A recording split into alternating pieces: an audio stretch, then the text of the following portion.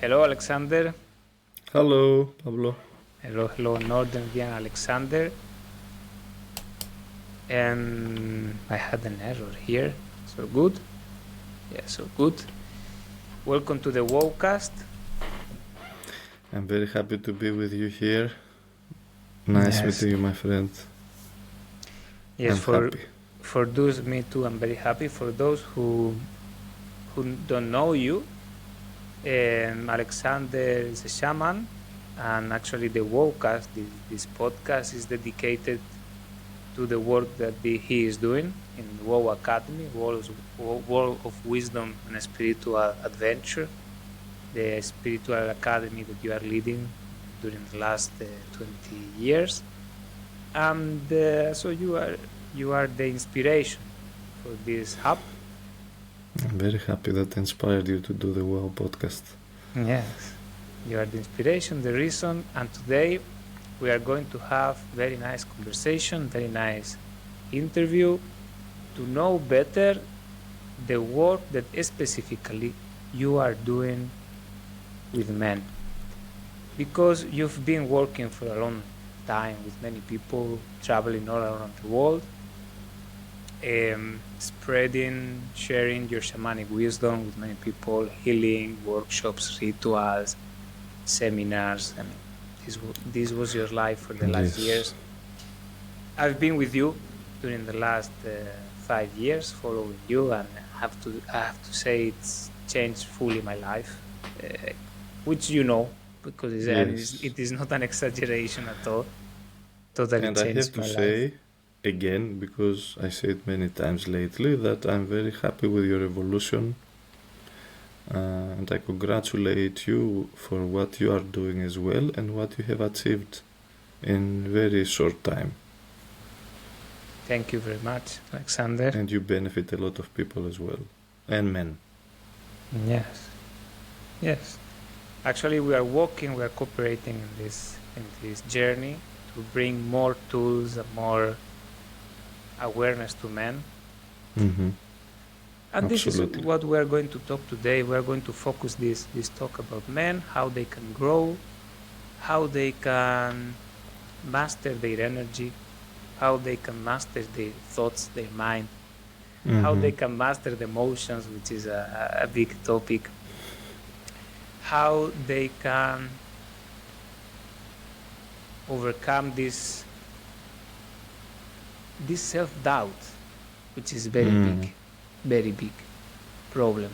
And we are going to talk about this, how fundamental is to eradicate the self-doubt for the man, for his path, for his development.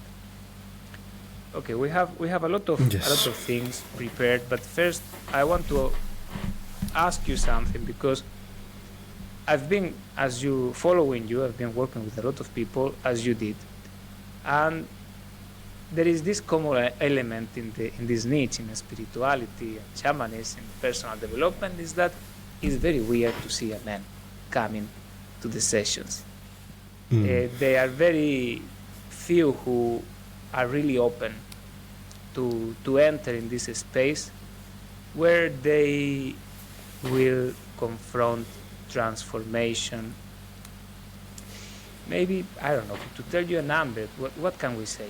90%, 10%, 90 women, 90% women, 10% men, 85, yeah, 15. I don't know the percentage, but yes, it is proven that more women than men enter into this, I wouldn't say to the personal development, but mostly to the spiritual aspect of personal development, which goes more to the soul level.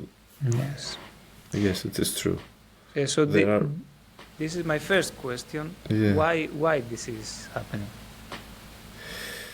Yes, this has to do with the conditioning, and partially has to do with the masculine nature. Yes, one part of the reason is social conditioning of men specifically, and another has to do with the nature of the masculine essence. And I was saying before, when we discussed that the conditioning that we have generally is not irrelevant with our nature. Depending on our nature, we have a conditioning matching our nature, and actually any kind of conditioning that we have, it is a kind of distortion of the true nature. It's a misinterpretation that led to another misinterpretation and another misinterpretation, and takes you in a wrong understanding of what is happening to you, or who you are, or what is the truth. The truth is always there, but the mind, how it interprets it, plays a role. And our mind is evolving. It started for a long time, this evolution of the mind, from where the human became separate from animals. It is when the mind started evolving, and this is for thousands of years. For many thousands of years. And so there is a very big process of evolution of the mind, and we have still conditioning in the mind that it is very ancient. Yes, because let's say men and women, our nature is a bit different. We are a different expression of nature. If we want to speak completely like spiritually, truthfully, men and women are the two aspects of the one. So if we will cut a lemon in two, we'll have two pieces. One is the masculine and one is the feminine, something like that. So from this point of view, we are completely complementary. We cannot really exist without the other, and by nature there is no like higher and lower gender. Yes. Right? We cannot exist. We cannot exist with the other energy, with the other pole. We need it too. Doesn't mean that we cannot exist with women or men. No, you are talking about the energy. No, we cannot not exist without the other. We cannot exist without the other side of the energy. Yes. The other energy. Yes. Yeah, exactly. There cannot be a world where only women exist, or a world where only men, as we are, made from the universe. In another reality, yes, maybe. But in this reality, it is made like this. Now, what is this nature and what is this conditioning? Yes? If we take some archetypical knowledge from shamanism, says, and many other traditions, that, like they say, first it was one and became two, split in two. And this two one was very subtle, the most subtle, and the other was the most manifested part. The most subtle is the consciousness, is the ability to see, to observe, to understand, to realize. It's a very subtle quality. You cannot touch it. It is just like quality inside of us. And what this consciousness sees and observes and realizes is what is the rest. So there is an observing consciousness. What this consciousness observes? The whole world, which is manifested. It's like it is the painter and the painting. Okay, imagine that first was a painter. He had an inspiration. Then the inspiration became a painting. The inspiration, it is the masculine. The painting itself is the feminine. And then God compares the creation compared to the inspiration, what he felt, and he can see to develop his quality as a painter, his ability, or himself. It's a metaphor. Okay. So the initial was split in two. The masculine, which was more like from here observing and trying to understand and to see what is going on, and what was manifested. The rest was the manifested world, which is feminine in essence. That's why also life, the manifested life, is born by the women. The man gives a part of him, the DNA, the intention, let's say. There is a teaching in shamanism that explains this as a metaphor, as a story. So the masculine gives the intention, the masculine essence, but the world, the new life, is created through the feminine body, through the feminine being. Anyway, so there are these two. That's why the masculine has a tendency, because it is the channel of the purpose, of the intention, has a tendency to keep itself uninfluenced, because the intention needs to remain pure. That's why all the men have this tendency to keep themselves intact, to not be influenced. And we see that the feminine by nature, it is receptive, it is made so that it will be influenced completely in order to receive the intention of the masculine through this, and completely incorporate the essence of the man in her being and give birth to the new. So it is, the masculine energy is very intruding and very focused and very gives direction. It is like an arrow. In shamanic tradition from Siberia, there is the arrow of the god Tengri, which is masculine, and penetrates the goddess, which is the intention of the masculine, and the feminine gives birth to the new world. Okay. So because of this, the man wants to not lose his ability to be the unique channel of what it is through him. That's why it is very difficult for the man to be influenced. Because every man feels inside that if I'm influenced, I'm not doing my purpose as a man, which is to open a new path, to give something unique through my individuality.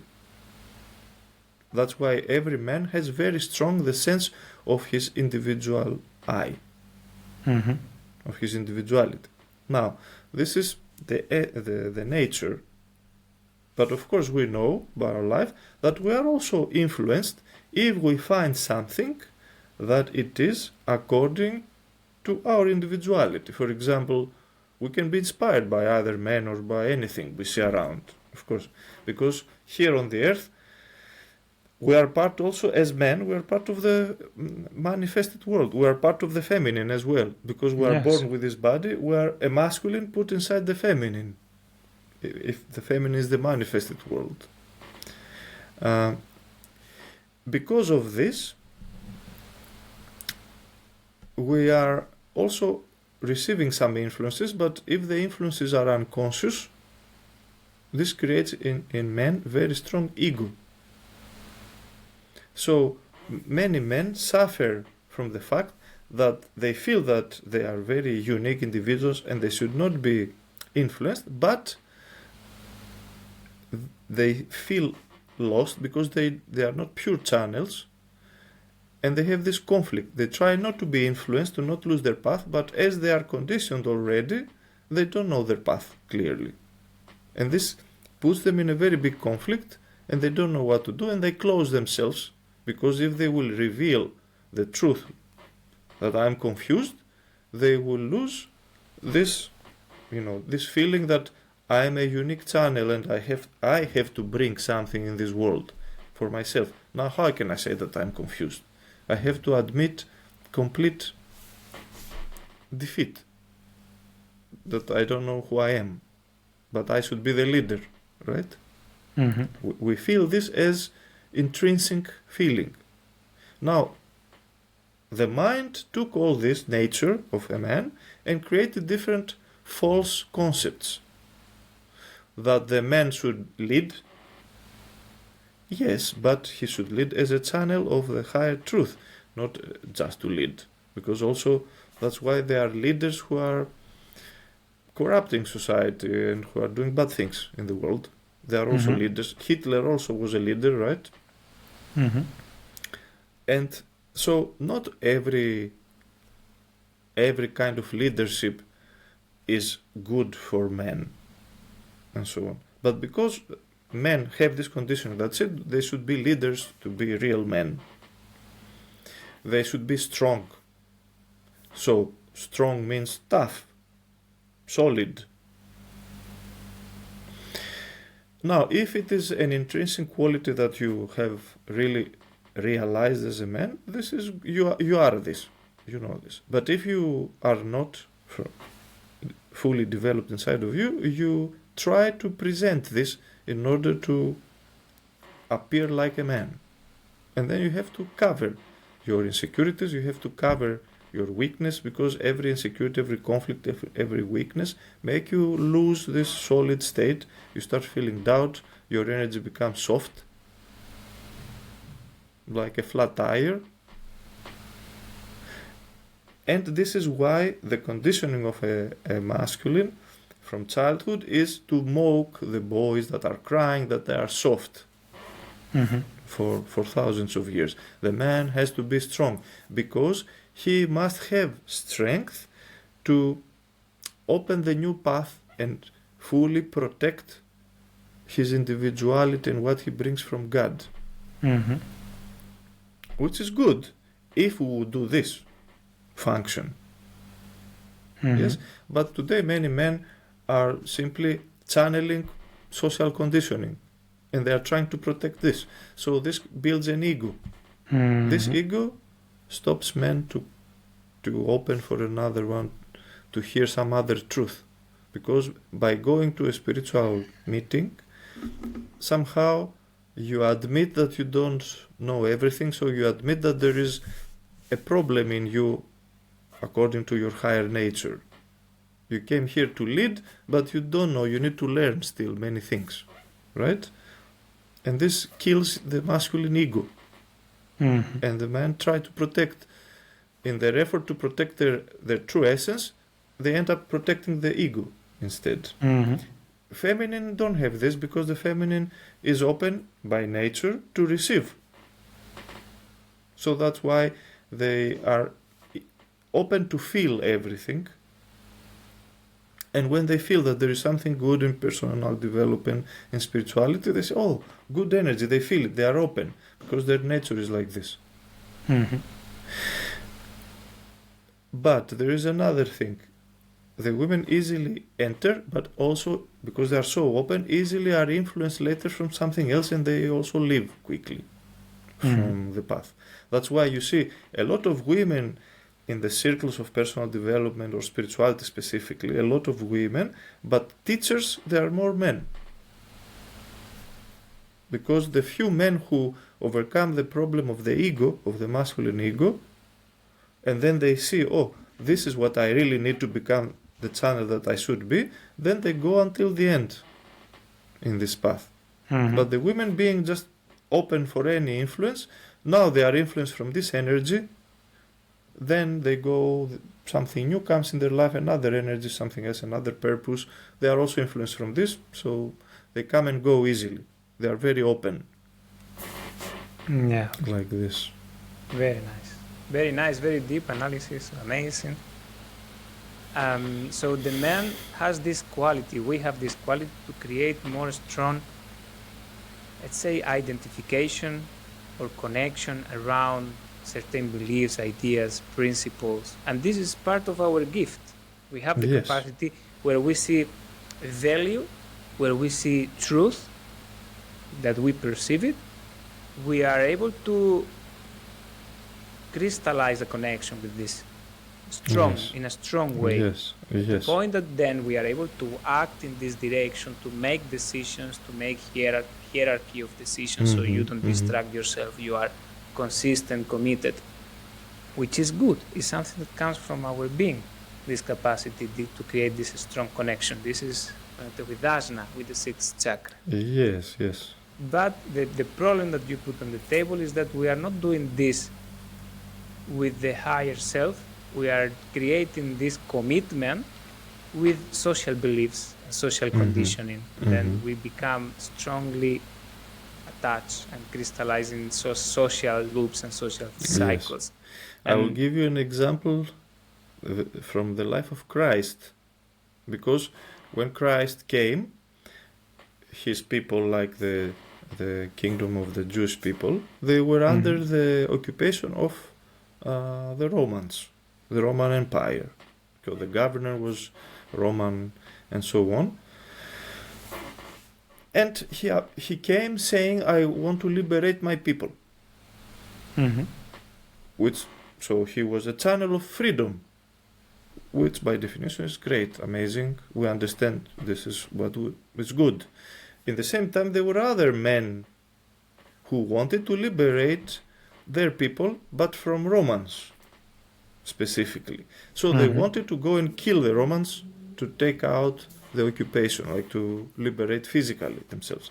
And they went when Christ started talking to him and tell him, "You are one of us, let's connect, let's connect our powers, because we see you have very big influence to people, and let's liberate our people and kick the Romans out." And Christ said, "No, I'm not talking about this." Okay, I understand what you're saying, but I'm talking about another freedom in another level, from another point of view, not from Romans. I'm not talking about a physical kingdom, free kingdom. I'm talking about the kingdom of heavens, which is somewhere else inside of us. And I'm talking about something else when I say to liberate my people. So many today would argue that this group of men who wanted to liberate the people from the Romans, from the oppressors, they are the right. This is what we should do. But we are at the same time we say we are Christians and Christ is the Son of God, right? Which is the same concept of liberation, but in another level, from another perspective, deeper, for the soul, not for the body. It's not for the physical body. Like this, there are many levels of the same idea, understand? And men, they feel that they should be the channel of something great.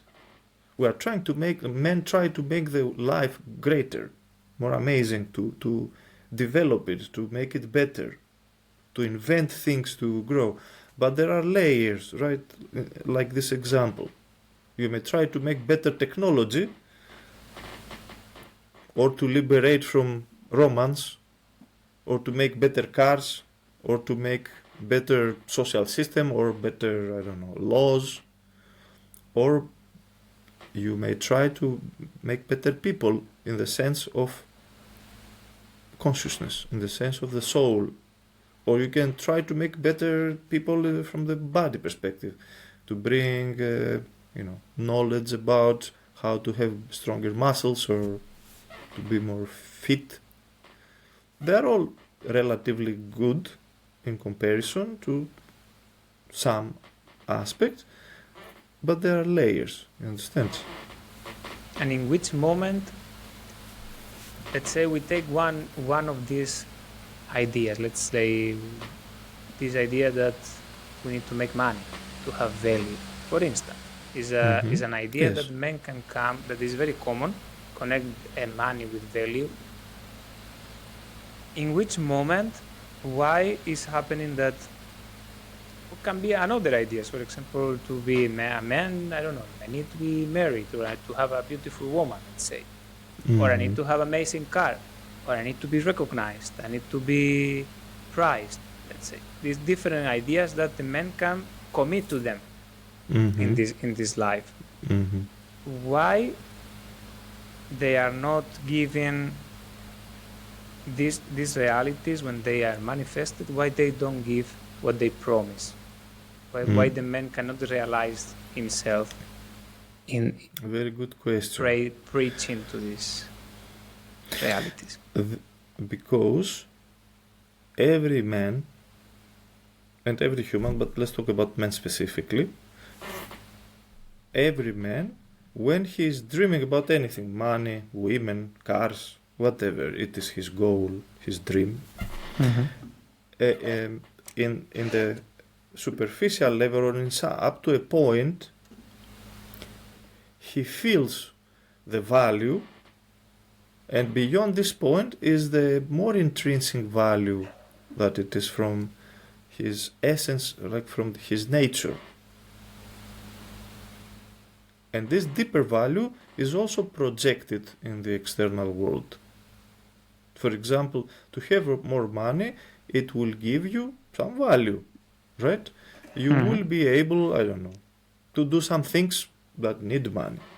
If you have stronger muscles, you have some value. You will be able to lift a bigger weight, which has value. Now, if now you project a deeper value in this, for example, if I will be able to lift a bigger, I don't know, stone, I will be better as myself. I will fulfill myself. Then we start projecting in the outside, in this thing that we want to grow, other things that come together. And the deepest thing we are searching is fulfillment and happiness as men and as humans. So one aspect is right. Yes, if I have money, I will have a level of fulfillment externally in some things, but then all the other levels are, added subconsciously, and the person intrinsically is searching for fulfillment. So he thinks, in the end of the day, if I have money, I will be fulfilled. And there is the mistake. You will not be fulfilled. You will fulfill one aspect of your life. But always we project the deeper part in the back. Because the deeper part is the most intrinsic that we really need through whatever we do to fulfill. So we project it to everything. But the mind miscalculates this. So it means if I make money, I will be fulfilled. But the money is not, by their nature, is not made to fulfill your soul. It's made to fulfill some physical needs. The same is everything. Like the pursuit of men for women. It is the sexual need and some intrinsic need of nature inside man to perpetuate the species and so on. This is not the need of the soul, it is the need of the body and the sexual center, and the need of the physical nature generally, to perpetuate itself. But the man again projects the deeper fulfillment in this. If I have the most beautiful women, in my core, I will be fulfilled. The moment you make this mistake, you start losing the true perspective of life, and if you manifest this, you will see that the deeper part is not fulfilled. It's like it's not working. And when this deeper part is not fulfilled, then we enter, I suppose this is the reason why we enter in this space of lack of meaning, lack of sense, lack of motivation, lack of desire. Though I have all the things I wanted to have in my life, but they don't have sense, they don't have meaning, or maybe I don't have any more vitality to move on because I don't see something real pulling me from there. Because it's like we are searching for, I'm going to say it like this, we are searching for sweets in a pharmacy, something like this. It's like we are searching for something that is not there, and we are in the pharmacy, we get crazy searching for a sweet in a pharmacy. It's very Actually, example. I would say another example. It's like we're going to the pharmacy where they tell us that you should take a pill, and we're searching for taste fulfillment as well. So the pill should also be like food. But no, the pill is for another reason. But because we eat it, we think that, this is like a food that I should take and feel fulfilled also like a pizza. And then when it is bitter, the pill or the medicine, we think that something went wrong. Why this is happening to me? Actually, the truth is that everything we do has its own place. They are all good, but they have their own intrinsic dharma or their own intrinsic value, which is everything has a value, right? everything, but we need to understand that we need not to project in these things value that it is not their own value. Everything is good, and money is good, and a six-pack abs is good, and to have good relationships and beautiful, all these are good, but they are not as we think. They are not giving the meaning of a man's existence. Mm-hmm. It's like they are part of life. You understand? Imagine that you want the best car. Yes? So the best car could have also a very beautiful, I don't know, salon, chairs, buckets, how do you call it? Right? The chairs of the car. Mm-hmm. And very beautiful decoration inside. But this by itself does not make a good car. So you cannot, if you have this in your mind, you cannot search simply which car has the best salon, this is the best car. Yeah. Thinking that it will fulfill everything. You need to understand, this is one aspect, it will fulfill the sensation of you driving, how comfortable you will, which has its own value. How you will feel, how aesthetically pleases you to drive this car, which has its own value. But there are other values, for example, the engine, how fast it is, how small it is, how good are the brakes or other things, how long can go with one tank full, and so on, how economical it is. These all together, they make the best car overall, and separately its quality has its own value in its own frame, in its own... Money is like this. And everything can be used in your path of evolution as a practice, as part of your path. And it is very valuable like this as well. So there is one part of the man that is ignored, that is not attended, that is projected in other things, but they actually the man is not paying attention to it directly, is ignoring it, or is projecting in other areas of life. Exactly. And this is the source of the confusion, this is the source of the lack of fulfillment, of the self-doubt, because of course if there is an important part of ourselves that we are not putting attention there at all, it's like we have hidden or blocked or the access to one part of ourselves. It's like energy cannot flow properly in us, something is blocked there, and we cannot feel like fulfilled. There is, because there is one part of us that is, we are not paying attention to it. And we project it somewhere else, and then we try to go there in this somewhere else to fulfill it through this, and we are pushing this other thing, and it doesn't give us, and then we are pushing it more and more until we start creating problems. And we get disappointed, and we get obsessed. A common example is the men who are searching to feel masculine by putting other men down, winning over them. So if I beat you, or I intimidate you, or I scare you, it makes me feel that I'm more masculine than you. Through this comparison, that I am fulfilling my own masculine essence. But this is not the case, of course. Yes, and they need to do it more and more, of course. You don't arrive to fulfillment for one day that you mock someone and you take his vital energy. Next day you will need to do it twice or 3 times to get more and get more. Of course, there is no like this people who are abusing others, like they live in this way. But yes, indeed, they don't. This person is not happy inside, even though it may appear a bit powerful externally. Because if he cannot take the power from another man, he feels empty. He needs to take from somebody else the validation. I am man because I beat you. If I don't beat anybody, it means I'm not a man anymore. I am without value.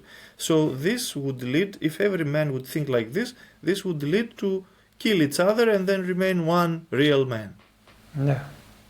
Ultimately.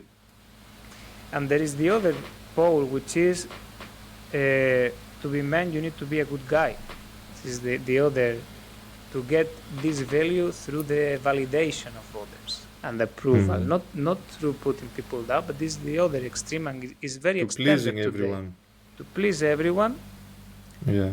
in the way that what you said before, you betray some part of yourself in the process, just to get the validation, just to get the approval, because through this you consider you are fulfilling your role because as a the man. masculine essence needs to be a channel of something of the beyond. Yes. That's why men also always searching for something different. You know, many women complain that men leave them. They cannot really relax and live happily in what is in a family. To create a family, and that's it. Always men are unsatisfied. They're searching for something else, to go somewhere else, to build something new, to invent something. If everything is okay, but static, they feel an uneasiness. They need to go. This is because of they are instilled with a cosmic truth of the evolutionary process. They need to bring the new, the evolution. They are channeling the purpose. The universe was created with an intrinsic purpose of an evolution. And the men feel this, and they are searching somehow to find this. Of course, we are searching to find this externally.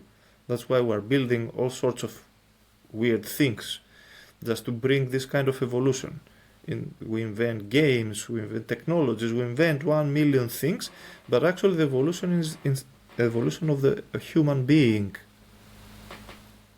The inner evolution, the evolution of the essence. And every man feels this. But they don't know how to do it. That's the problem. And then they go and they project it somewhere else. Yes, and they apply these tools that they have to, because here there are two levels. I like it very much. There are two levels. One level is finding the way to do this, finding the way to set the goal and the purpose in your life in the way that is according to what you need spiritually, what you need to awake yourself, what you need to expand your soul. And this is one layer, but this is actually what you are doing, what we are doing, is giving away. So this can happen through the adventure that the man wants to live, through the adventure, the purpose, the goal, the journey in this life, which is included. It's not like rejected, it's included there. Of course. The pursuit of the goal, the fighting, the effort, the winning, the competition, all this can be included. But there is another layer before that I wanted to bring because I find it an epidemic today too, and it's the lack of capacity to actually even follow a purpose and a goal, even if the goal is not totally aligned. But there is even another problem which is closer to closer to the base, which is this society does not promote the men to go for what they want, even if what they want, which is true, sometimes is not connected directly to the essence. But even though when you follow something, you have the chance to realize that something is wrong. Let's say you have the idea that money will give you freedom and power, or a relationship, or a car, or a status. If you have the guts, the power, the confidence to go for it, you have the opportunity to realize that something is wrong there. Something is off. Or at least to realize that this was not all after you have it. There must be something more. Maybe you will project it in more money, in more status. You will go there. Let's take this optimal example. You will arrive there, again it will not be enough. So if you continue this path 1 to 10 times, in some moment you will start thinking, okay, I did this 20 times, 30 times, 40 times, I don't know how many times. It's the same. Something else must be, something is missing more deeper there, here. Because I thought it's not 100,000, it is 1 million. Then I thought it's 5 million, I will be happy. Then I thought it's 10, then I thought it's 100, then I thought it was 1 billion. But still, I want more. Something is not enough. So maybe it's not about this. It's like this, yes. This is how it could work. Yes, so still these dreams that we have from this society, that even though if they are not the highest, they can take us eventually to the highest when we follow them in a honest way. But exactly, this is the key. How honest you are, knowing that you are searching fulfillment, not just the money or the cars or the statues, the statue.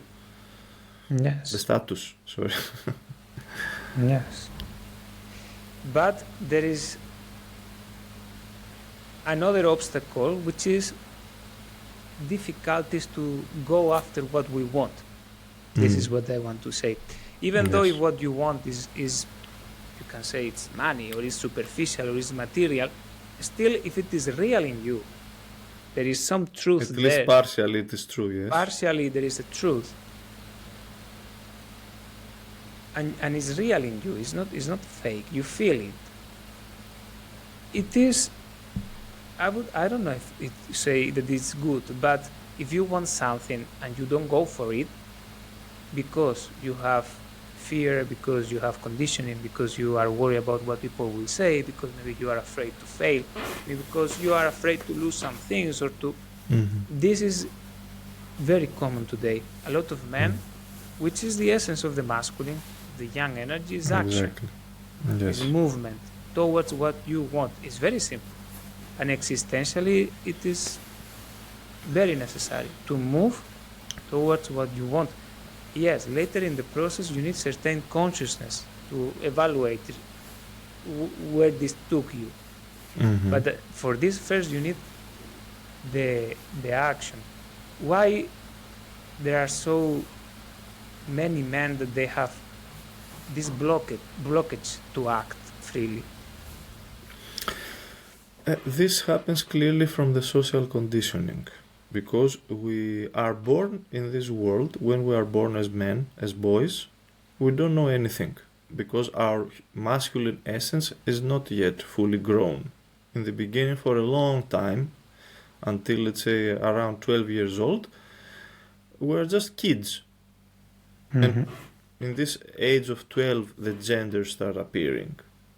It starts appearing, it doesn't appear suddenly. It starts growing from 12 until, let's say, 20, that you are really a man.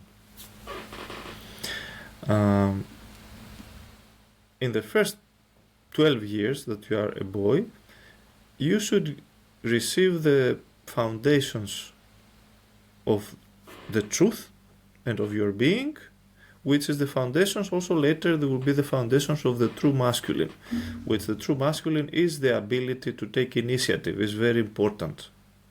If we could define one like key or like the seed of the masculine, in shamanism it's called personal power, but practically what does this mean is the ability to take initiative in your life fully, the ability to initiate. The masculine, the essence of the masculine is to initiate, to open the path, to do something, to start, to bring, yes? And the foundations are built in the first part. If the foundations are rotten in the childhood, which this happens, then the boy loses, when he starts becoming a man, the intrinsic quality of him to be the initiator of his life. We are learning in the school to obey, and not only to obey, to obey also the mother. The mother represents the status quo of the house, usually, the everyday life. So, like this, subconsciously, we are learning to obey in the world. The world as it is, the society, does not make independent, is not interested about people to be independent as individuals. It is interested to be independent only inside the system, as long as they play their role to maintain the matrix, the system as it is. Mm-hmm. Because if you are completely individual, you may want to go out of the matrix to create your own something matrix. new. Yeah, exactly. To create exactly something new. That's why every man who tried to bring something new was attacked through all history, in every level, from music to science to religion to whatever. Everyone who wanted to bring something new, he was attacked because he was disrupting the status quo, because society is more interested in perpetuate itself, not evolution. Understand? And this is, you are learning this from childhood, to be obedient, to be good boys, if you satisfy and please the mother and the father. But usually the father is working to provide for the family, and the boys have more this kind of more everyday relationship with the mother. Yes, and not receiving the good example of the father, who is already part of the system, working for somebody else, which does not bring evolution, just salary. That's the most important. This idea enters in every kid that you need to later to work all day, forever, for survival, to bring salary, to keep going. Where you're going, and to limit your natural impulses, sometimes your natural calls, because they are cut like this. It came to me this idea of the mother who is, don't do this, don't do that, don't say this, don't say that, don't dress like this, it's like constantly cutting, molding the person for the society, and this initiative, this fire is tamed. Yes, it's gone. Exactly. But there is something existentially in us who want this. Of course. Who miss it.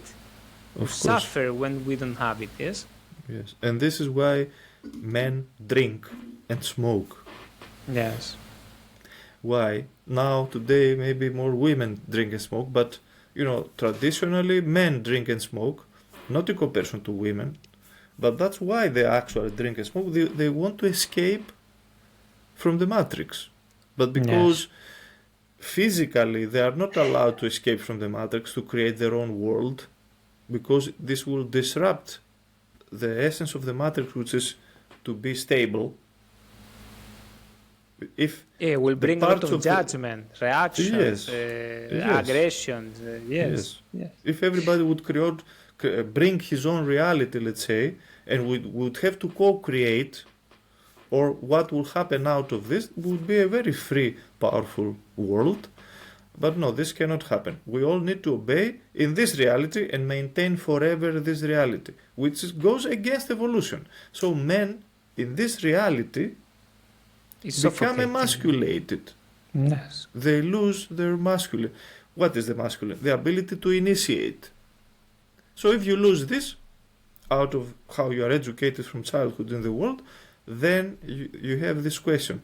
Why men, they have this impulse that they would like so many great things to do, to explore, to discover, to change, to bring this evolution, but they cannot initiate, they cannot start doing this. They are afraid because this is how they were conditioned from the beginning, from babies. And this energy that they cannot go out through manifesting, creating, or even fighting for something new goes to what you said before, the addictions. I was checking before talking to you today about the addictions, because it's very interesting, because all the percentages show that the men, they are more into this kind of addiction: smoking, drinking, porn, and video games, which are ways to express all this energy that it cannot go out naturally. What men play? What kind of computer games men play?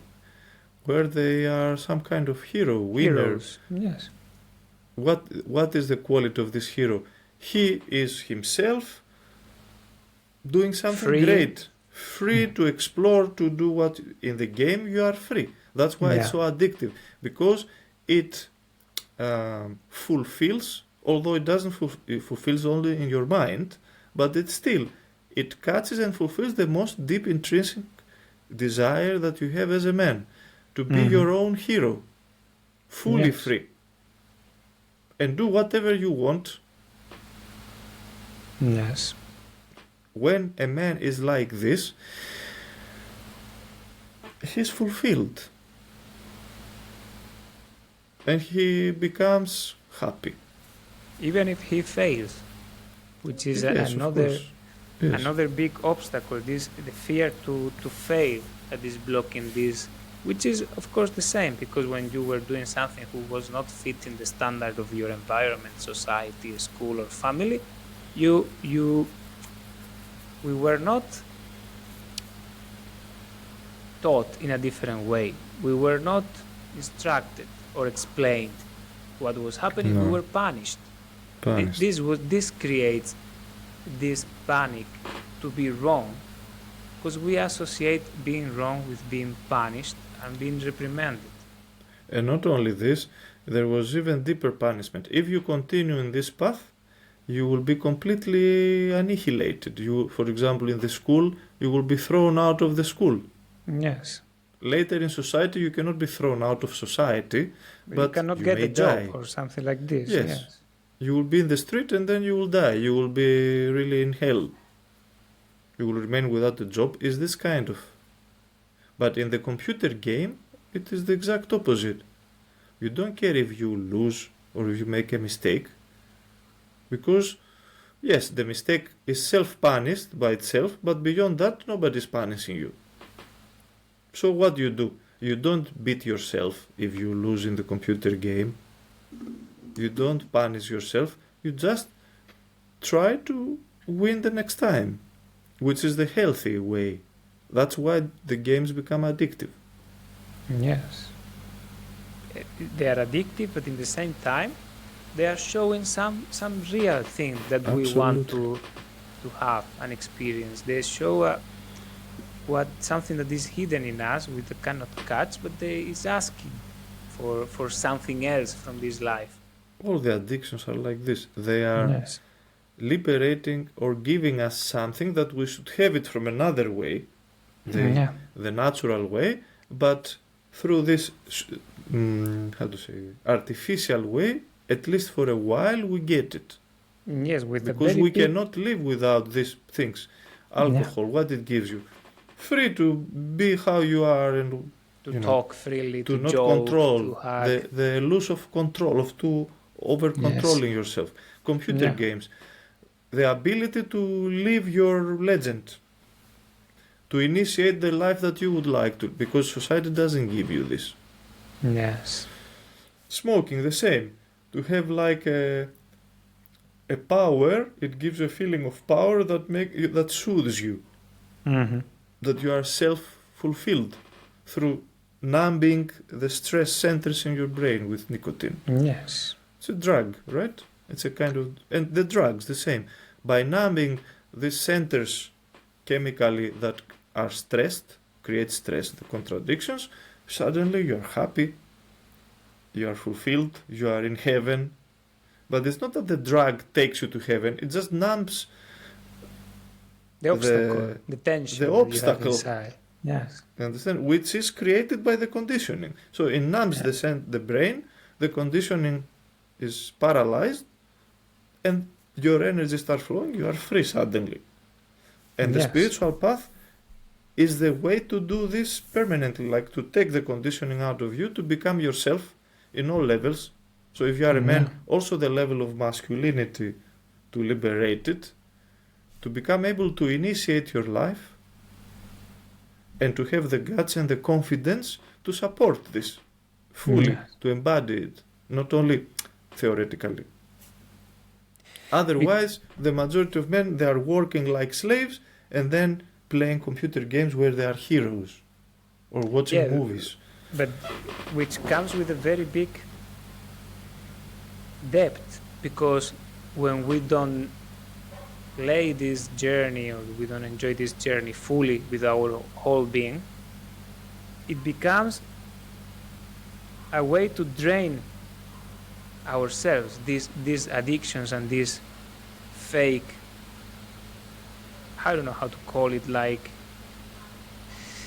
quick ways to experience this and to express this, they become a very big leak of vitality. I mean, and you can see like any addiction takes all our vitality, which is draining our life. Basically, we are not growing with this. It's a trap.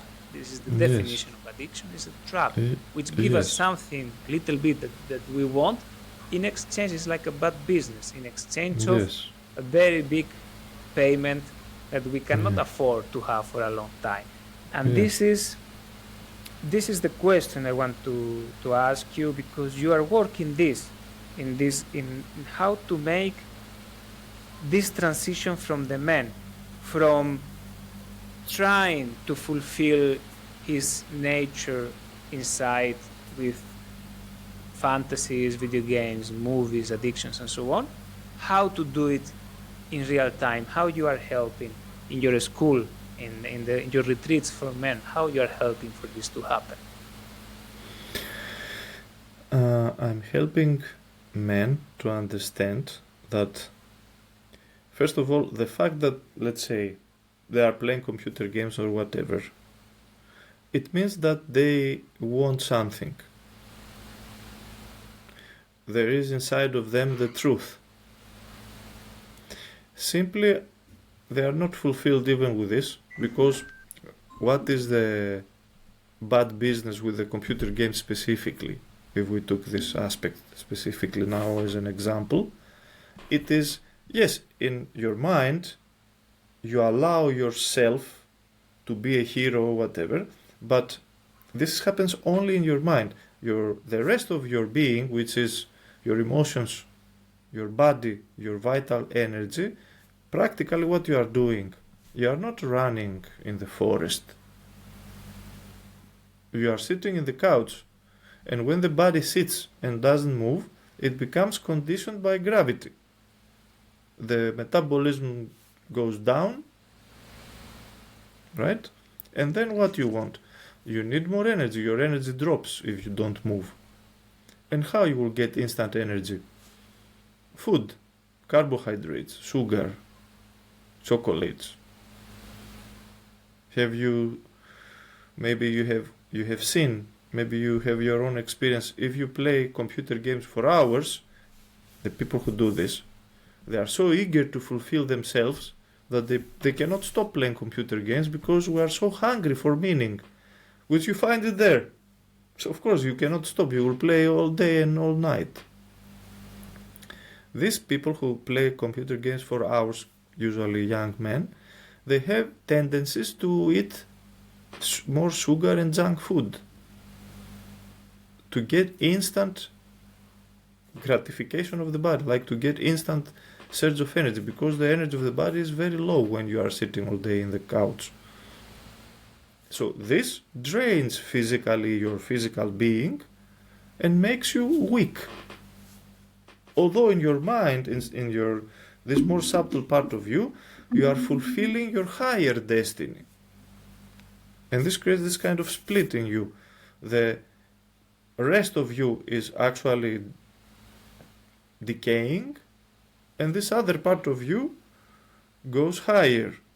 The more this split happens, what happens? The moment you stop the computer game, so you disconnect from this mental sphere where you are hero, you turn now in your real life and you see the decay. You feel bad.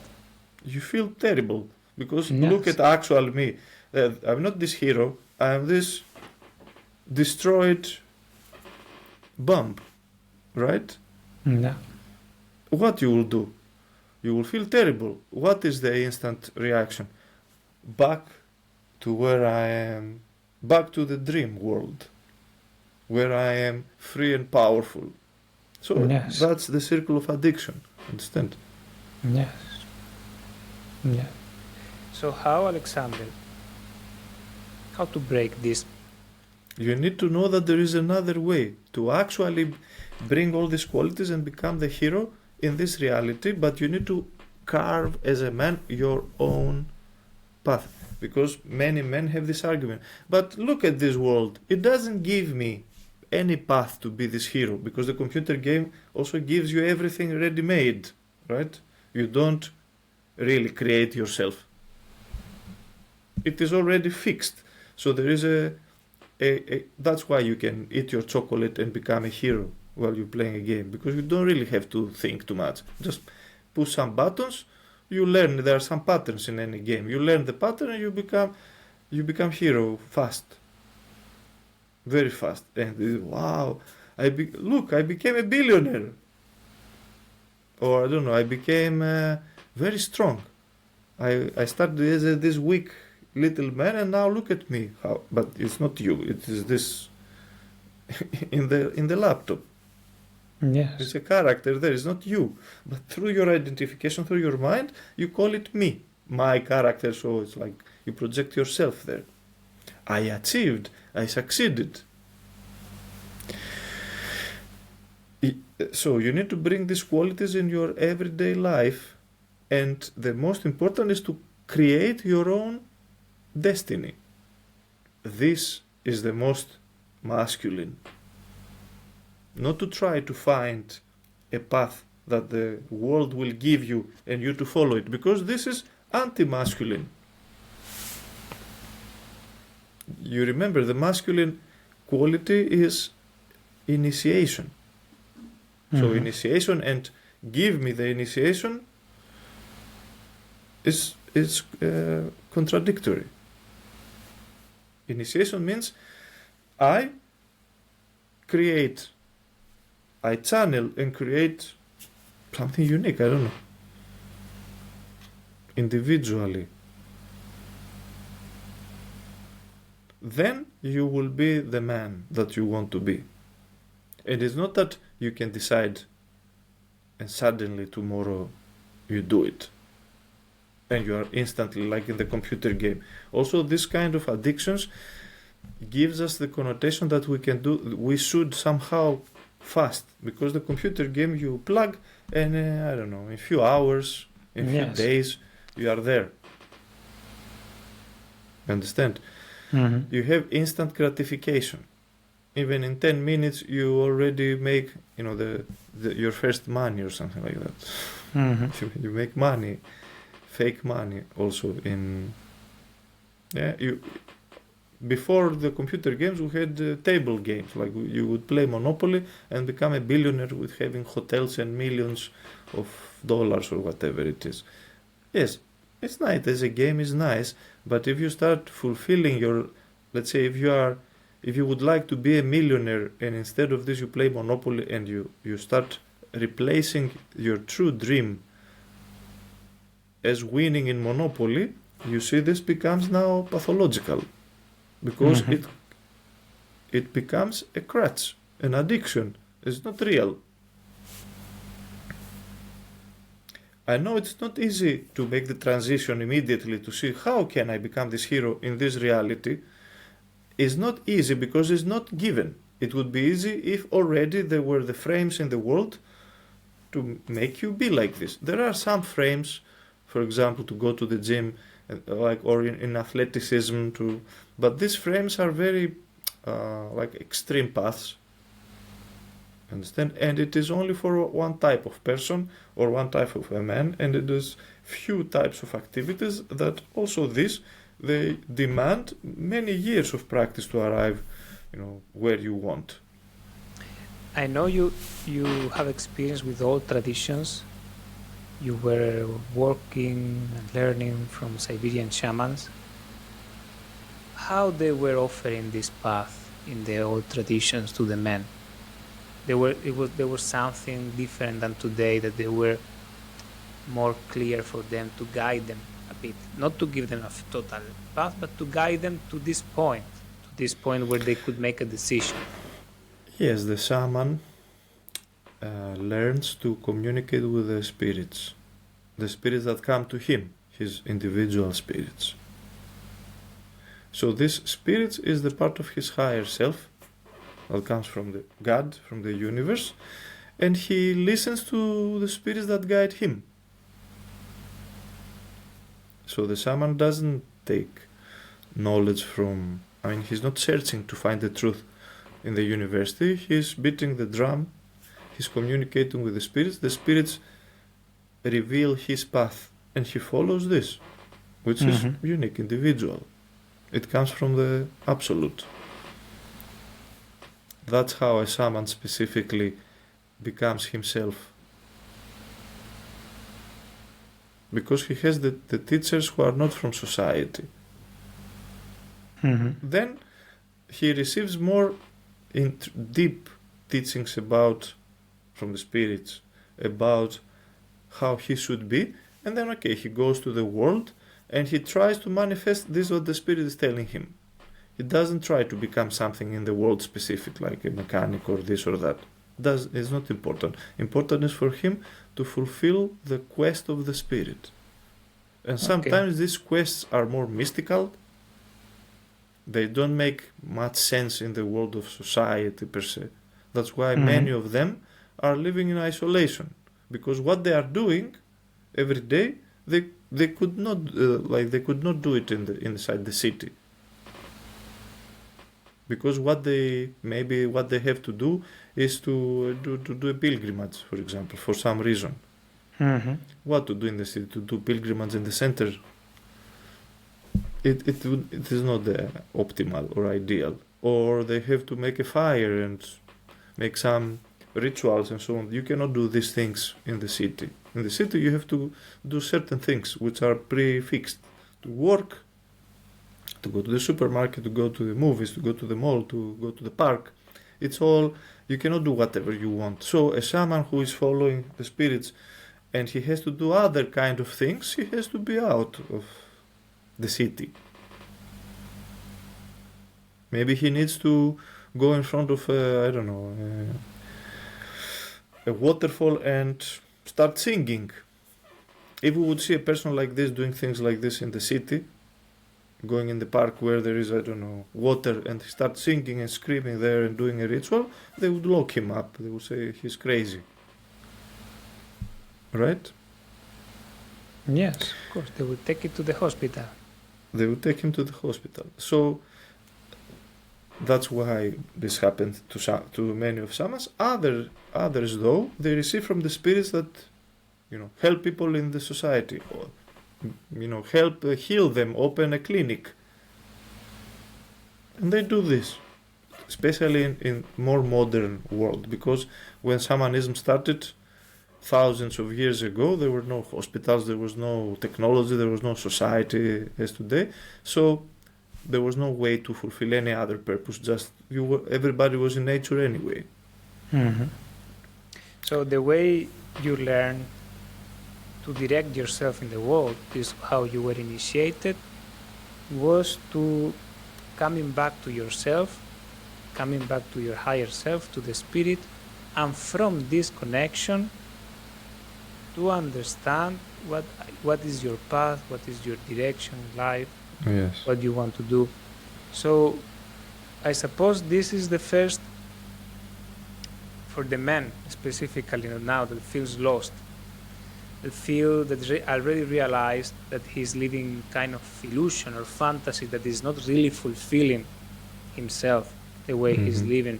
He's maybe lost in movies, in video games, or in drinking or movies or books, fantasies. For these men, the most important for them is first to reconnect with themselves, with the center, with the self. Yes, but you need to understand, for example, if you would go to a shaman, this would not happen in over a night or something. It's not like you are plugging the laptop and in the internet and you're connected. It's not happening like this. You have to pass some processes. Some of these processes last years. But what you have to do is to search for another path. There are paths, many different. In these paths, the most intrinsic thing that you need to find is the ability to become the initiator. And some people find this power, because this gives the biggest power to the man. That I am fully, 100% the initiator of my path of life. Not against others, not in comparison to the others, so I say just no to everybody else. It has nothing to do with the others. It just have to do with you. Yes. So it is not an egotistical thing. It's not me and not others. It has nothing to do with the others. It's me to find myself, basically. This means. And this you can learn it through developing your body, trying to make money, learning shamanism is the path of the spiritual warrior, which is not just some techniques external. It is the spirit of the warrior. The spirit of the warrior is very important for every man. This is not the spirit of a macho man who goes and says, I'm the man, I'm the warrior, like, get off my way. It's not like this. I will show you I am the man. It's not like this, of course. The spirit of the warrior is this inner power who doesn't need to prove to be validated from outside. That's why it's called inner strength. Is when you need to validate externally that I beat you, so this validates that I'm strong. This is not real inner power, right? So we're talking about the inner power that you need to support yourself, to take your life in your own hands and start initiating everything according to your true intrinsic essence, who you are. I know you, and you are talking about something you went through. You were not born shaman. Nobody's born a shaman. Yes. Yes, this is a discussion. We can say we are all born shamans, but we're not, we lose it. Yeah. So you were in condition, you were living in society in Greece. Yes. You were not living in a tribe. You were not coming from a tribe. You were raised like a normal city man in the modern times. Yes. And you did this transition from having all this inner world without being able to express it, without being able to take responsibility of your path, being guided by family, by environment, and all this. You made a huge transition to quit everything, to release this initiator, initiative power, and to actually build a totally new life with community, with followers, with amazing adventures all around the world. I want to ask you specifically which practices or which dynamics help you to make this transition in your life. First, it was the fact that I was not happy with my life, so I needed another path. Of course, you say that I became this initiator. I didn't just become the initiator. First, I said, enough of this, I have to find something else. And then I found somebody who I saw as a teacher. I found my teacher, actually. And I gave myself to another path. In this path, I learned all these things gradually. So, what was this path which we are trying to transmit also to other men through the teachings, right? And through the men's trainings and so on. It has a lot of elements. One element is knowledge. So, first I received knowledge about the actual truth and the nature of humans and men specifically, if we're talking about masculinity now, but about everything. So spiritual knowledge is to teach you about the true nature of everything, so that you start seeing the truth and to recognize there is something that even many spiritual people today misunderstand very much. The truth, all spirituality talks about the truth, right? And knowledge about to liberate yourself and about the truth. The truth is always self-evident. You not need to believe it. If you need to believe it, but it doesn't make sense or is not evident for you, it is imagination, usually. Except if you are completely out of reality yourself. It's possible. Now, if you go to a mental hospital where somebody thinks he's Napoleon and you tell him, no, you're just a simple human being, just look yourself. You don't even look like Napoleon. He's not there at all. He cannot recognize this. Right? Mm-hmm. But the truth should be, it is self-evident. And it makes sense. It's not something that you have to believe it. So I started learning the truth, and I started realizing what was going on step by step. Of course, the truth is not one thing, because we experience the truth through all these different situations and aspects that we live every single day. So everything that I was realizing was bringing more questions. Okay, if this is like this, which I understand, but then, so one answer was generating 20 questions. And this is how everything started. Then, of course, peeling off all the fake beliefs and the contradictions, yes, and the opening truth. Literally my eyes. Yes. About some what of you these thought truths. before. Yes. What I thought, of course. And of course, I realized step by step that I had a lot of projections, a lot of beliefs that they were not really real, but every human needs to believe something to make sense of his life. So if you don't know the truth, you will start believing something.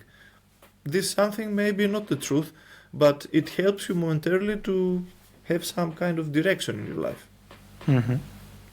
But then I realized that many of these things that I was hanging from to continue my life was really leading me where also I would go and hit my head in the wall. Were the later. source of the problem, actually, this was way the of... source of the problem. That's why they say if you try with the same mindset that creates the problem to solve it, that's why people cannot solve their problems, because the root is in the way you perceive the truth, what you have learned already. From this, the problems are created, and with this, the same tool, you are trying to find the solution, and you create more illusions, more problems on the way, because it's wrong. And of course, one aspect was my mind to straighten, my mindset to become the right one. But the mindset is not the difficult part. The difficult part is the rest of the being, the emotions, the body, and the level of power that you feel, which is the level of confidence that we feel about ourselves and everything, which is the opposite of fear. So even if you understand many things intellectually very well and you start changing, there is a very big obstacle of fear and self-doubt and insecurities inside our psyche, which is not intellectual, it is emotional and energetic and physical. If you start dealing with this by yourself, it's impossible to change these parts. That's why it is so hard to change your habits. Every smoker knows that smoking is bad intellectually, that they put nicotine and tarf, I don't remember. Yes, the doctors are doing this. The doctors, Yes. they know everything about the sickness and the diseases, and this was shocking me very much when I was going to the hospital, seeing the doctors smoking in the... Later drinking whiskey and overeating. Yes, one like thing this. is to know it, another thing is to build To be the able good to being. become it. Yes, exactly. Because know means I know the concept. I know it in my mind. Like in the computer game, I am a hero in the sphere of my mind, internally in the dream world that we have inside of us, but I cannot embody this, right? So I had to learn to embody these things, and the path was teaching me how to do this, which was the most important aspect, where I had to do the real work, and this work is for the rest of your life. It's not like you do it one moment. It is anything that it is real and important, it must be for the rest of your life, because if you stop it, what you will do? You will start doing again unreal things. So if, let's say, you want to be healthy, health is a very important concept, not only concept, that's an important thing for a life, but it's not for 5 years. And then the rest, what you will be? What you will do? You will again let your body go in the wrong path to become unhealthy. So, of course, if you want to be healthy, you want to be healthy forever. So you need to change fully the way you live.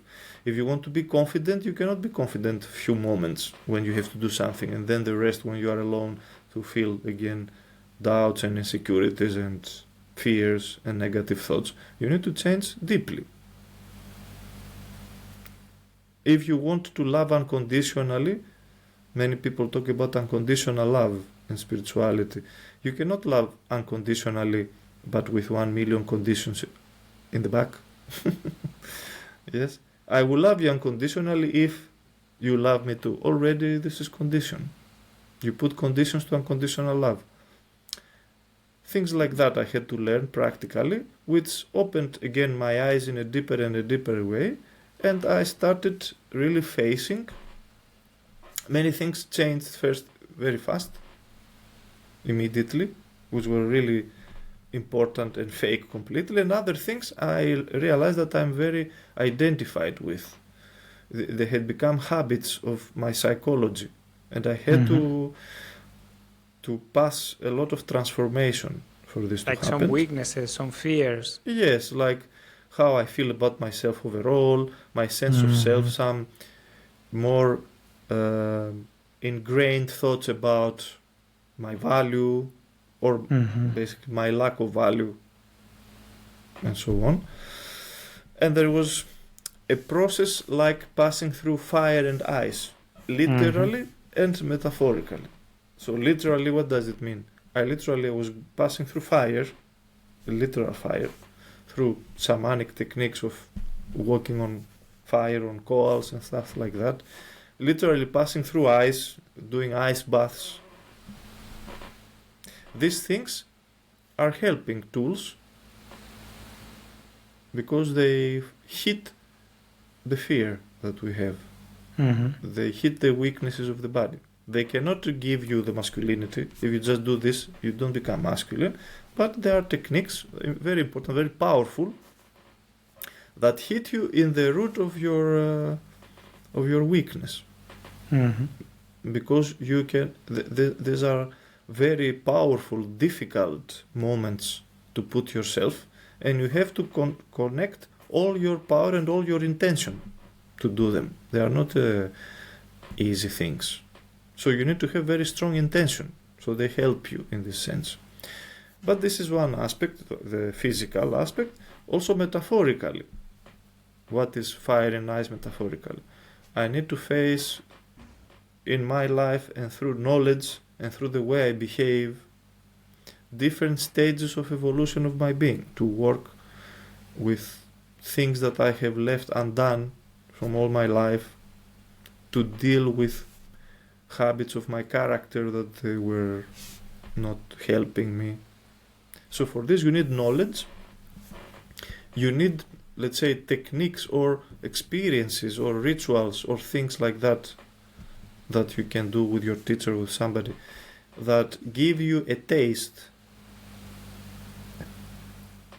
How, for example, in the school you have a theory and then you have an experiment in the lesson where you, in order to get it more practically, right? Something like that. So you have to learn the theory and then through some seminars and techniques and practices to taste it. In order to arrive in some moment to be able to transfer this to your life, to a real situation. So in one of these practices, for example, when you go into to swim in the cold ice, in the cold river, there is a moment that you experience something new, a new energy, maybe confidence because you overcame the challenge, maybe strength because you win over your fear, and you have the existential experience of this state, which is not a lesson, is not a teaching. You have it in your bones for a while at least, because the practice is limited in time, and it's some sort of initiation for you to understand what it really means to enter in this state. And the more you connect with this state, the more you can bring it to your life. Exactly. And then you have to bring this in your actual life gradually, in the things that you really want to become your life. Because walking on the hot coals or jumping in the ice, this is not the life you want to live. You are not doing this because this will be your everyday life, doing this every day, all day, or something like that. These are like practices. Let's say the football player would go to the gym and lift some weights in order to strengthen some muscles because he wants to play football and he wants to be able to run faster and be more flexible. He will do some exercise that helps him. He is not doing this because he wants to live in the gym. He's a football player. He wants to play football. But the gym will help him. It's something that replicate in a way what he needs to do later. So he needs to transfer the strength that he gains in the gym into the actual playing. So in this metaphor, what we are learning in seminars and so on, we need to become able to pass them in our life. Which is very important, because but this is everything, many times we go through the practice like a way to maybe prove ourselves something, or to have an experience. But if you are not able to bring it to your life, this experience, it will be like just an isolated experience in your memory that is not going to grow. It is not going to. And I suppose then there is another layer or another element that is important is in your life. You need to have a direction, a goal, a movement in some which you had to in your journey, because you were becoming a shaman. You were doing all this while you were becoming a shaman, traveling all around the world and giving workshops. Which is this element of the goal plays a very important role in the life of the man. Yes. And what type of goal? Because the goal must be connected with yourself. It's important to not be any kind of goal that some part of you hates in the same time. Yes. To be real for you. Exactly. For example, I remember... Yes, tell me. When I was in the school, in some moment, they were teaching us this gymnastics. We had this lesson where, for example, one year we had to learn volleyball. I didn't like volleyball, but I had to learn volleyball now because it was part of the fitness. Like this, I understand. You become part of a system. They cannot change. This is why education has this intrinsic flow. It is not individual, and it should be. Because instead of creating me the desire to be fit and enjoy this, you create a resistance. Because you put me do something that I don't connect with, and then it becomes you have to do it for your own good. But this by itself creates a very big conflict. How my own good is something that I dislike? Something is wrong somewhere. How it's possible for my own good? Then, of course, we are educated like this all our life, and then we have this basic conflict. We don't know what is our own good actually, and what we think that it is our own good, because we have been bombarded with, no, this is what you should do for your own good. So you don't know after who you are, what is your own good. But if they would tell you your own good is to be fit, but the sport is irrelevant, choose what is your individuality, then it would click in you and you say, oh, now it makes sense, because I like, let's say I don't like volleyball, but I like football.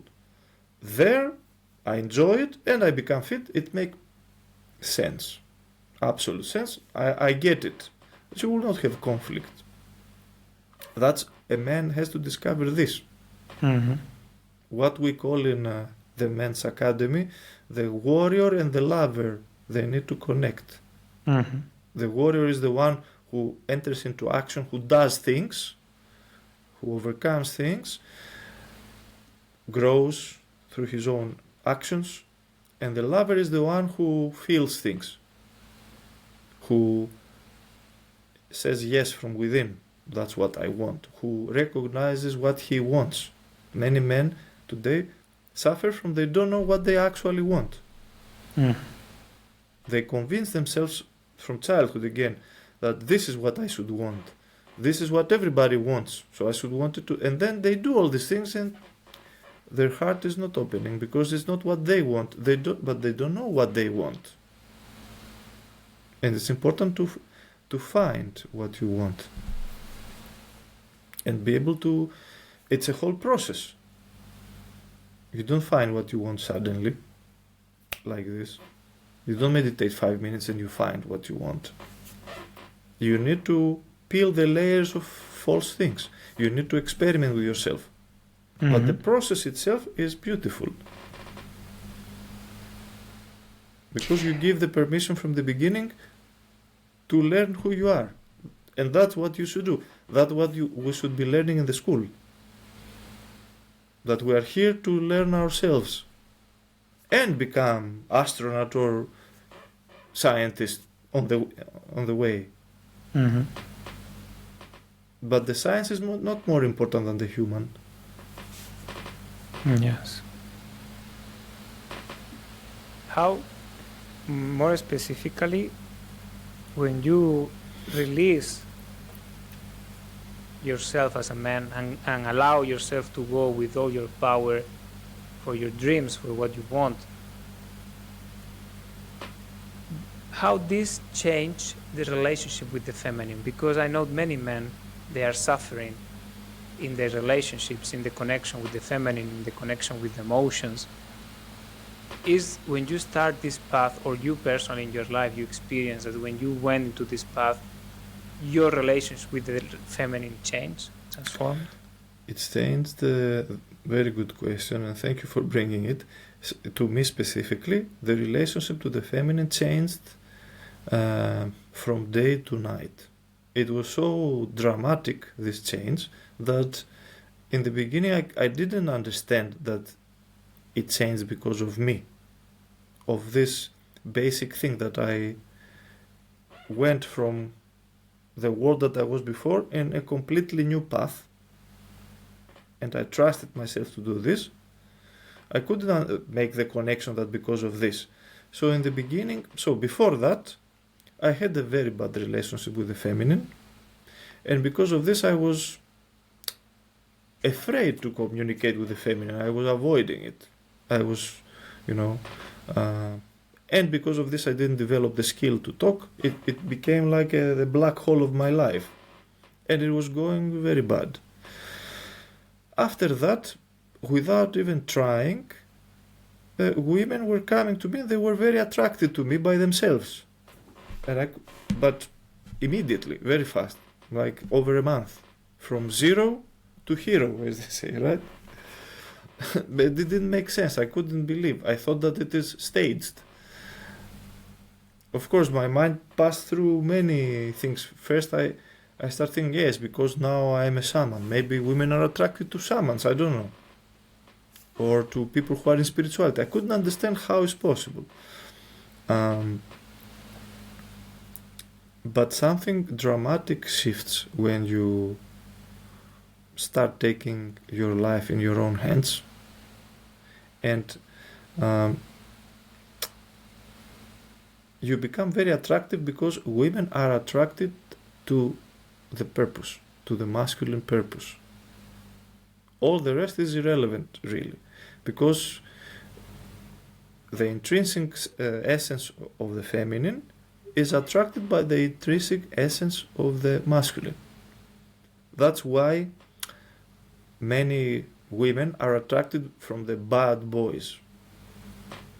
And many good men, they say, how is this possible that so many women are attracted from these bad boys? Which they are bad. they are doing bad things. They treat women also badly. How it is possible? I'm good man. I want to give to women.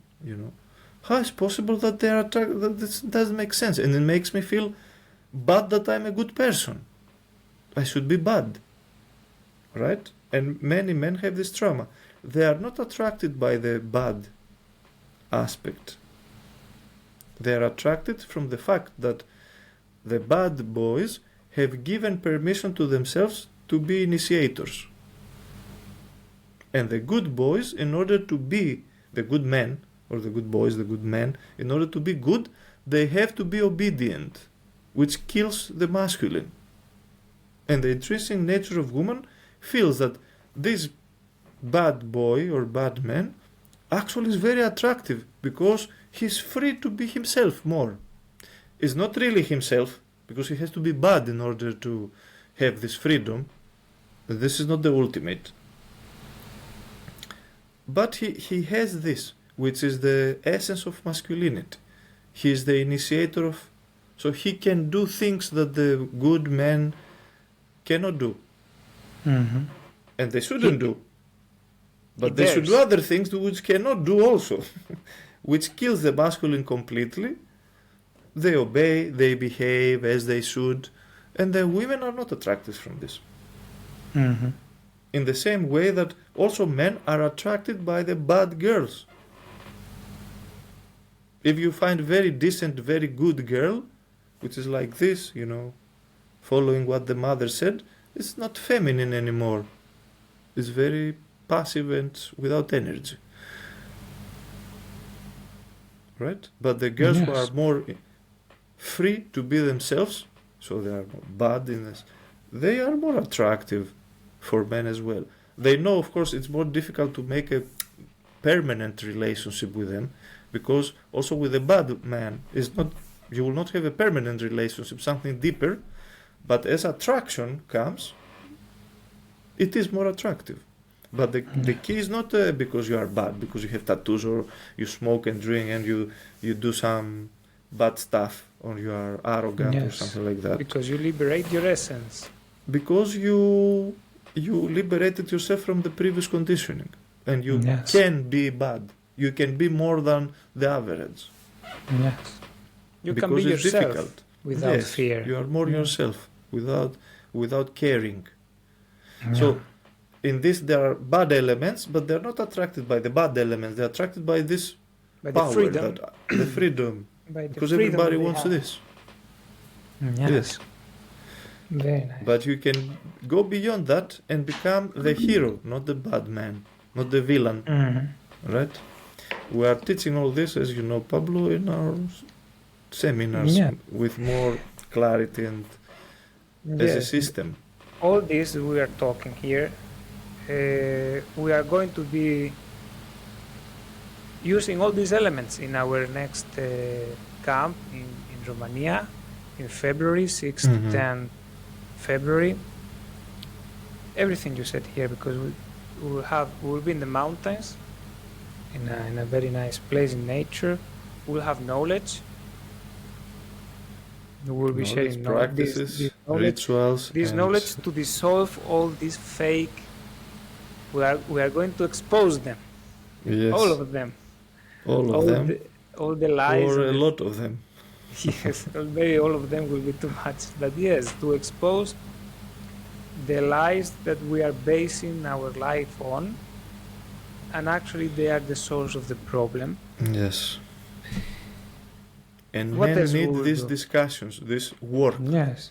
It's not it's not a school. It's a work that we co-create, all of us, the men who gather there. If they are open and sincere, they bring the truth, we bring our truth, the knowledge exists, and we start creating the real puzzle. Yes, one of the most amazing things of these gatherings is when we bring the examples of our lives, fighting for our goals, the relationship with the feminine. We bring the real things that we are going through in this space that is sacred. There is no judgment. We can bring everything, even emotions, anything that we want to bring. And there is knowledge, but in these gatherings there are healings too, and they are releasing. They are very powerful. We'll be sitting next to the fire. Next to the snow, next to the cold water, next to the warm water. Yes, and we will have practices, exactly. What else we will do, Alexander? We will have practices, hikes, teachings, exercises, walking on hot coals, hot baths. We will have fire. Yes, fire. Rituals fire and meditations ceremonies. in the fires. And the ceremonies are powerful. They are not simply some ritualistic movements and Yes. mystical, woo-woo, magical things. They all are explained in a way to understand really from the true knowledge of shamanic and other traditions how actually they work, what you are actually doing. Yes. Otherwise, you just do something mystical or spiritual, and you are expecting from somewhere something to happen to you now because you did it. Yes. No, there is behind all mystical knowledge from this kind of traditions like shamanism or yoga or anything, there is very clear real knowledge, existential practical knowledge is not explained very well from the majority because it was created in a mystical way because back then the mind of humans was not evolved. When shamanism started, the people were just half animals, half humans. They didn't have this intellect created, so they were experiencing everything instinctively. So The there was not so symbols, much yes. explanations to make sense in the mind because there was not so much mind back then. It was all experiences and faith and beliefs. But they were real because the results were real. The shamans were powerful, the tribal people were powerful. They could understand that this helps them, but they couldn't understand them intellectually. Yes. Today we need to understand them intellectually simply and to see beyond this mystical shamanic ritual what really is going on, why this helps me, what are these spirits really. And this explanation must make sense to you, even if you are not spiritual. At least a big part of it. Maybe not everything immediately will make sense, of course. Yeah. But this is also one of the things that it is my task, personally, my karmic task, let's say, as a spiritual teacher, is to translate ancient knowledge into the modern mind, to the modern human. So without losing the essence, without just stripping it of everything and just making it some concepts only, no, keeping the essence so that the evolution happens exactly in the same way as it was happening 10,000 years ago, but without the mystical aspect, which is good. You can choose it, but it is not the essence. Understand? Yes. So the essence, we keep it and we make it more, not simplistic, more simple and direct, so that you can use it as a modern man.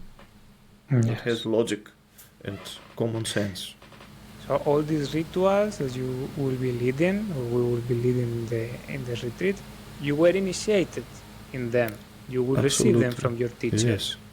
Yes, and my initiation took some time because I was coming from the Western world. I was, studying to become, as you know, a dentist. I almost was there. I stopped 1 year before I started working as a dentist, actually. Thanks God. Thanks God. Yes, nothing against dentistry here. The world would lose a very nice shaman. That's why I say thanks God. Yes. So my mind was very, very, very scientific, logical, and rational. So my initiation, in order to really connect my rational mind with these ancient mystical traditions, it took some time to really realize what is everything with my mind. But then when I realized that it is very simple, easy, it's deep inside of us, but everybody has already these things. Everybody is connected with the spirits and with the world and the universe. but not in a mystical way, in an actual way. In the same way that we are connected with oxygen. But we don't see it, we breathe it, we feel it a little bit in the breath, but we don't even consider it at all, we just breathe. We are not aware that we are so connected with the oxygen that if somebody cuts this connection, we are gone. It's like we take it for granted. So there are other things that we take for granted without even considering them at all, that are very deep and subtle, much more subtle than oxygen. They are not material, they are psycho-spiritual things inside of us that we don't even pay attention to them. So we lost connection with them. But they are very important, like the oxygen. And then if somebody cuts this oxygen, we say, what's happening? I'm dying, I don't feel well. Why? I don't know. Yes, like the vital energy, like the confidence, like the focus, like the connection with the purpose, like the connection with the intention. Yes. Is this what the people will find in this retreat, Alexander? Yes, they will find clarity, understanding, solution for their problems, confidence, personal power, a path, a teaching, a journey for how to develop their masculine essence, a community of people, and a way to change their life. Mm-hmm. They can ask all their questions from their life, they will receive answers. And yes, it's very powerful, this process. Very good. So we invite all the listeners or the viewers, do you want to experience something new, something deep, you want to experience your own power going out freely, at least for a while, so you would understand better the power you have and what potentially you can do in this world and how happy you will be in this path. This intense retreat, 10 days, will reveal this in the way that you will see directly in yourself. Yes. Every man who wants to understand how to drive his own car, let's say, his own life, his own self, to become initiator, as we say, using some archetypes from psychology, also to become the king in your own life, come and be part of this journey. Amazing. We will be doing more gatherings. We are doing two gatherings a year, one in winter in Romania, the other in summer in Germany, where we will have exactly the same elements, similar elements, because there is some is a bit different. But yes, this is the work we are doing for ourselves and for the men of this world who want something different, but they don't find a way. Yes, and our goal is to develop this knowledge. We want to write books, manuals, practices, but it is a creative process. So we co-create this path with every seminar and every man who comes and invests himself in his truth. Because we want this knowledge to not be some dead knowledge in a book, but to be an alive knowledge for the people of today, with today's problems.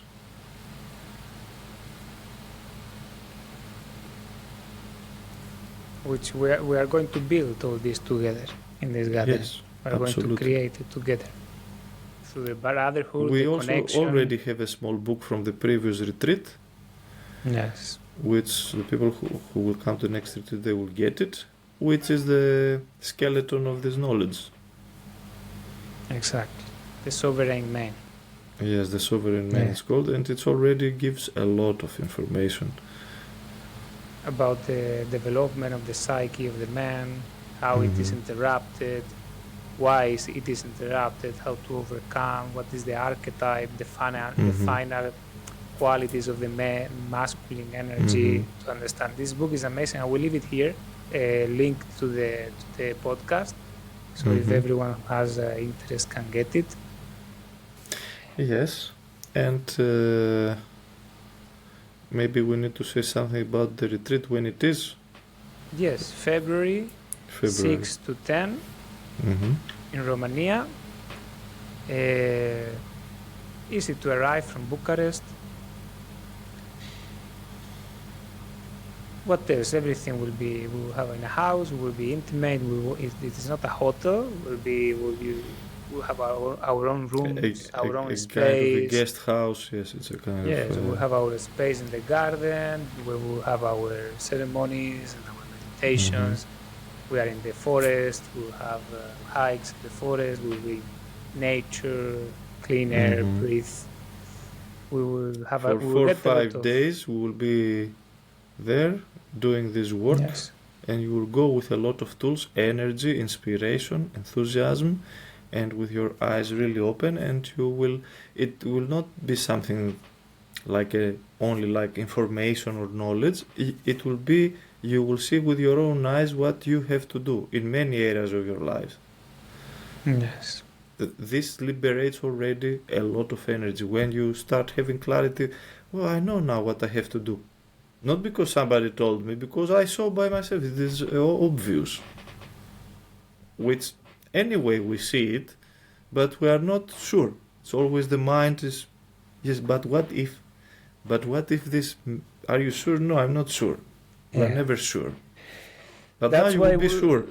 That's why we need these 4 days, 5 days, separated from everything in nature, because these realizations to go deep, we need some time for them to settle, to go deep, and to really shake us, to really catch us, to move us.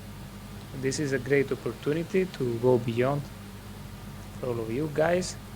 And I wanted to thank you, Alexander.